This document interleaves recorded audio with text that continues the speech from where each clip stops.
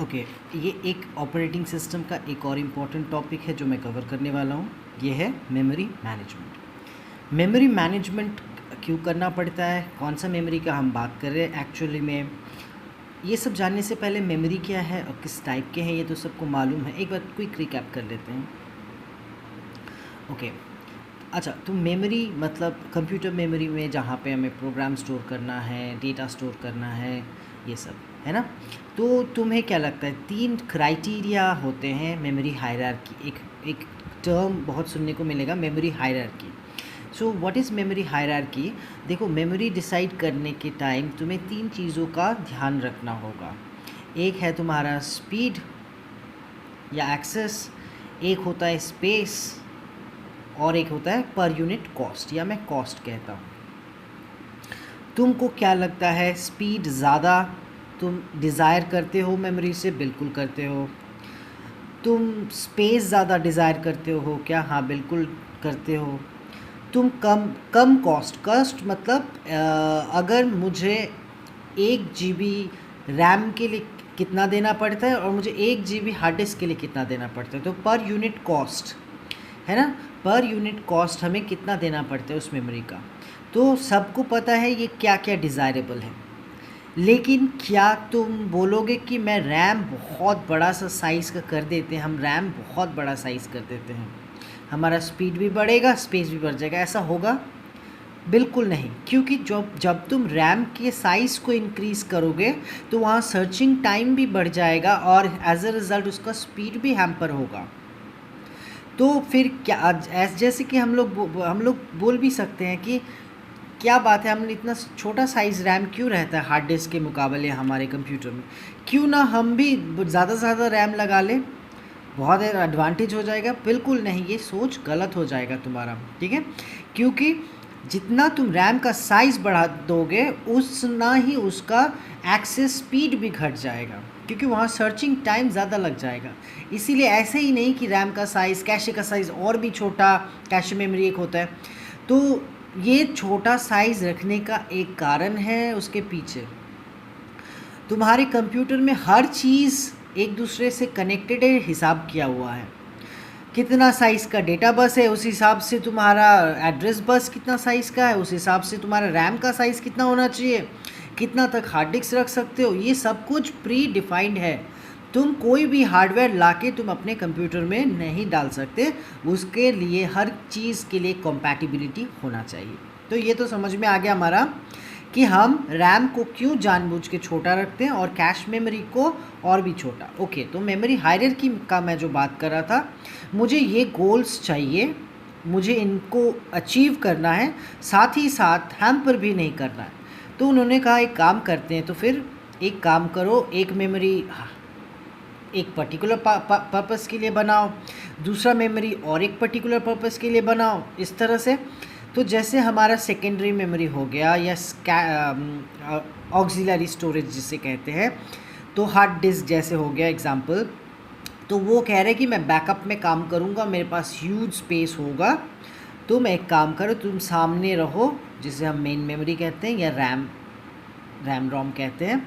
तो कह रहे हैं कि सीपीयू के साथ जो कनेक्शन होगा वो तुम्हारे साथ होगा, तुम लोग डायरेक्ट कनेक्टेड रहोगे एंड सीपीयू को जब भी कोई भी चीज़ चाहिए होगा वो तुम्हारे पास ढूंढेगा।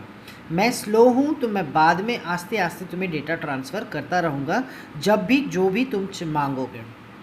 और ये कह रहा है कि मैं ओवरऑल सिस्टम का कॉस्ट घटा दूंगा, क्योंकि सेकेंडरी मेमोरी बहुत चीप आते हैं।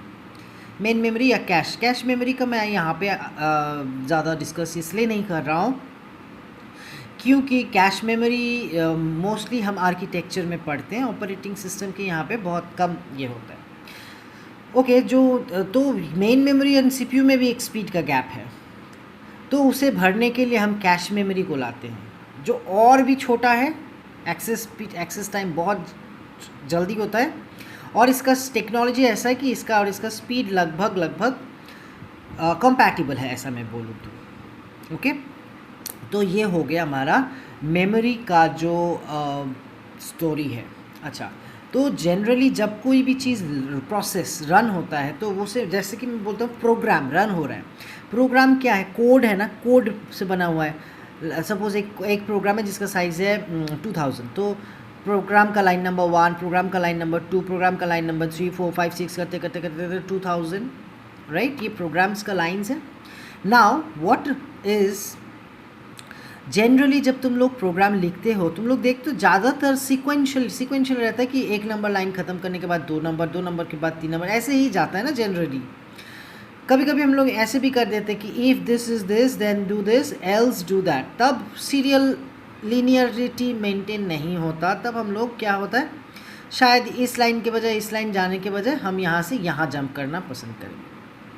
कोई गाना चलता है तो वो भी लीनियरली गाना चलता है कि रैंडमली किधर किधर से भी चलता है, या वीडियो चलता है तो जनरली हाँ इफ़ एल्स लूप वगैरह तो होते हैं, लेकिन देखा जाए तो ज़्यादातर सीक्वेंस में ही काम होता है। तो इसी चीज़ का फ़ायदा हमारा सिस्टम लेना चाहता है कि जब हम कोई प्रोग्राम को रन करना चाहते हैं तो या तो टोटल का टोटल प्रोग्राम यहाँ पे लोड कर लेते हैं, या फिर ऐसा काम करते हैं कि अच्छा लाइन नंबर 1 से लेके 10 तक, लाइन नंबर 1 से लेके 100 तक हम एक काम करते हैं, इसको लोड कर लेते हैं मेन मेमोरी में। बाद में नीचे का पोर्शंस भी जाता रहेगा, लेकिन तब तक तुम काम करते रहो। फिर यहाँ 100 लाइन में से 1 से लेके 10 तक उठा के मैं कैश मेमोरी में ले जाता हूँ, और कैश मेमोरी से फिर मैं CPU में पहुँचा देता हूँ।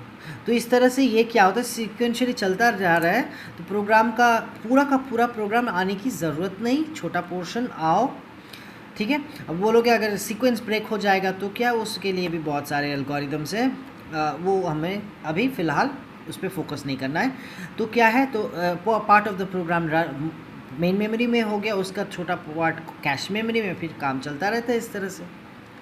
तो कह रहा है कि मेरा जो इंटरमीडिएट जो मेमोरी है इसे हमेशा मुझे एक्टिव रखना, और इसको मुझे क्लीन अप करते रहना होगा, मुझे यहाँ पे जगह बना के रखना होगा, क्योंकि पूरा का पूरा जो डेटा जो मेरा बैकग्राउंड में जो प्रोग्राम रन होने वाला है उसको मुझे रेडी करके रखना होगा CPU के लिए। अगर मैं थोड़ी देर के लिए कैशे को भूल जाता हूँ तो क्या होता है कि वो कहता है कि सेकेंडरी मेमोरी से यहाँ प्रोग्राम्स आते रहेंगे, और मल्टी प्रोग्रामिंग सिस्टम, एक प्रोग्राम आता है, कुछ दूसरा काम करने जाता है, फिर दूसरा प्रोग्राम लोड हो जाता है, तीसरा प्रोग्राम, तो बहुत सारे प्रोग्राम्स एक साथ मेन मेमोरी में लोड करना है। तो यही है हमारा टॉपिक, मेमोरी मैनेजमेंट। तो इस मेमोरी को कैसे मैनेज किया जाता है इफ़ेक्टिव रनिंग के लिए, यही है हमारा टॉपिक, और इसी पे हम लोग डिस्कस करने वाले हैं, राइट। सो जब मेमोरी मैनेजमेंट हम कहते हैं ना, तो हम जनरली मेन मेमोरी को मैनेज करना ही सीखते हैं, क्योंकि यही वो सबसे इम्पॉर्टेंट मेमोरी है जहाँ पे करंट प्रोग्राम्स जो अभी रन होने वाले हैं उनको रहना पड़ता है। हार्ड डिस्क कुछ इस तरह से तुम सोचो, एक गोडाउन है जहाँ पे डेटा को मुझे बस्ते भर के वहाँ पे स्टोर करना है, खाली उतना ज़्यादा कुछ है नहीं। जब भी कोई पर्टिकुलर बस्ता मांगता है तो मैं वहाँ से गोडाउन से उठा के ला के मेन फैक्ट्री में देता हूँ। Okay, so the thing is when we of course secondary memory का भी मैनेजमेंट होता है, लेकिन right now we are dealing with our main most important memory, that is RAM. So let's talk about it and what are the various schemes of memory management. Let's talk about it. Okay, so this is your memory management techniques. Memory management can be of two types. One is contiguous, the other type is non-contiguous. Now we all know what is contiguous, what contiguous is. You know about array is contiguous. तो जब हम एक portion of memory मांगते हैं, suppose ये हमारा RAM है, RAM का एक पोर्शन ऑपरेटिंग सिस्टम के लिए रहता है, कुछ पोर्शन प्रोग्राम्स के लिए, कुछ प्रोग्राम डेटा के लिए, कुछ स्टैक के लिए, बहुत सारे सेक्शंस होते हैं। लेकिन मैं तुम लोग के लिए ये कॉम्प्लेक्स ना करके, मैं सोचो ये मेरा अवेलेबल स्पेस ऑफ रैम है, बाकी कौन किसके लिए बुक्ड है वो छोड़ो, मेरे प्रोग्राम के लिए कितना जगह है रैम के लिए, तो सोचो ये हमारा रैम है। तो यहाँ पे अगर मुझे 500 KB का स्पेस चाहिए contiguous, that means what, okay, so तो ये पोर्शन है, ये रैम का जो पोर्शन है जो हमारे लिए suppose.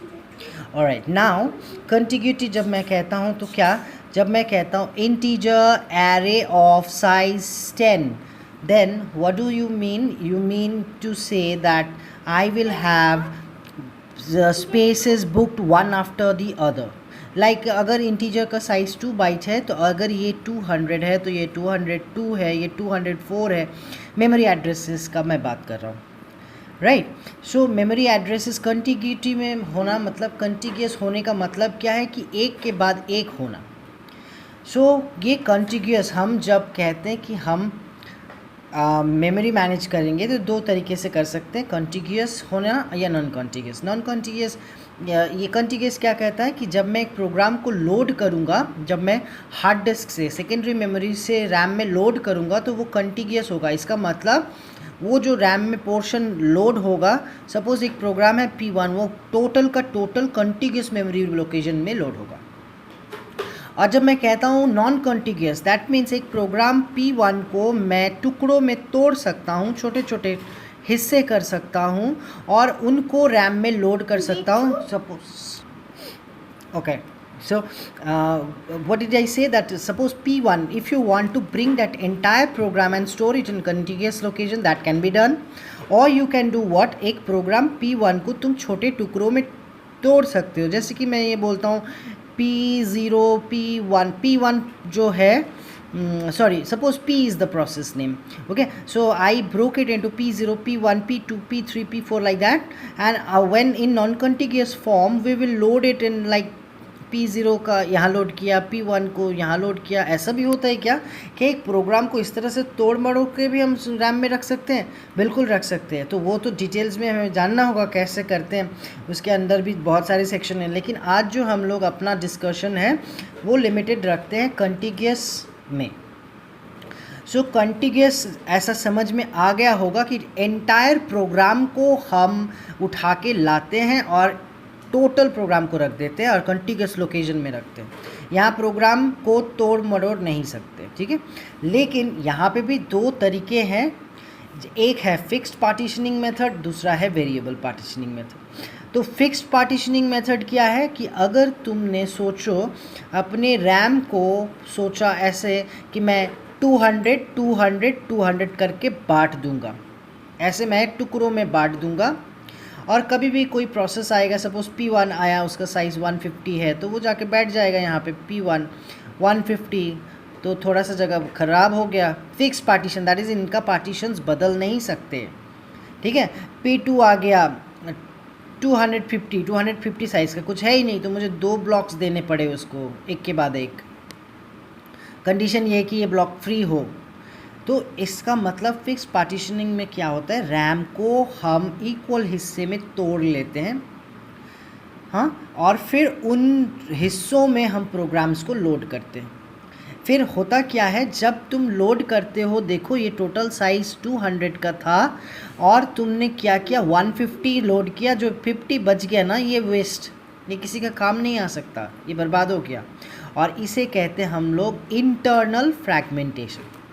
Okay, internal fragmentation, that means हमारा एक चंक ऐसा टूटा है कि वो बर्बाद हो गया, वो किसी के काम नहीं आएगा, इसे कहते हैं इंटरनल फ्रैगमेंटेशन। तुम यहीं पे सोचो, अगर मैं 2 ब्लॉक्स मैंने दिया होता, हाँ, टोटल साइज 200 200 400 और मैंने 250, यहाँ पे 200 दे के यहाँ से 50 मैंने दिया, तो कितने वेस्ट हो गए, 150 स्पेस वेस्ट हो गया जो किसी के काम नहीं आएगा।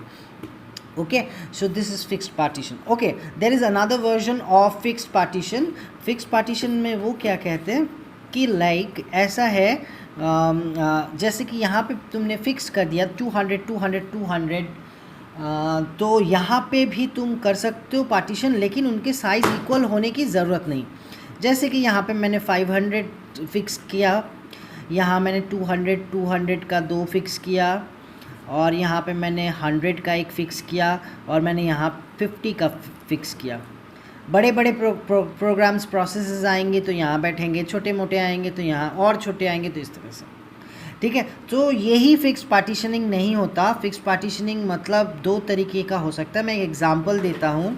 अगर तुम एक रेस्टोरेंट में जाते हो और वहाँ पे हर टेबल में सिर्फ 4 ही चेयर लगे हुए हैं, तो फिर वो फिक्स पार्टीशनिंग फॉलो करता है कि मैंने जो हमारा जो अवेलेबल स्पेस है उनको मैंने इक्वली बांट दिया है।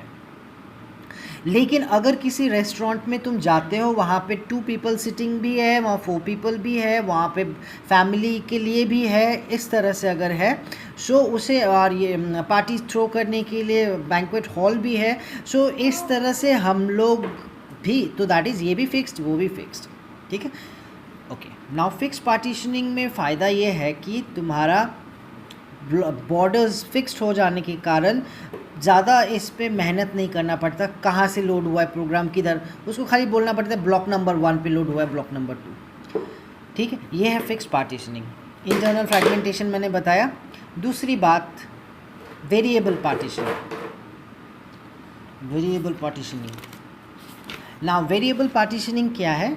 ये कहता है कि no, you don't need to keep the things like fixed. एक प्रोसेस आता है P1 which is of size 400, let it occupy P1 400 size, and then I will only give him 400 size of place. Now another one P2 comes which is of 200 size. Okay, P2 will come 200 size, ठीक है। So now P3 will come of 500 size. So what am I actually trying to say is, in variable partitioning you don't divide that entire RAM into fixed blocks. Here you will partition them according to their size, जितने जितने चाहते हैं उतने ही देंगे, ना ज़्यादा ना कम। Okay, तो ये तो एक रफ आइडिया हो गया हमारा fixed and fixed partitioning, continuous partitioning के बारे में। सो अब हम नेक्स्ट वीडियो में देखते हैं वहाँ पे डिफरेंट एल्गोरिदम्स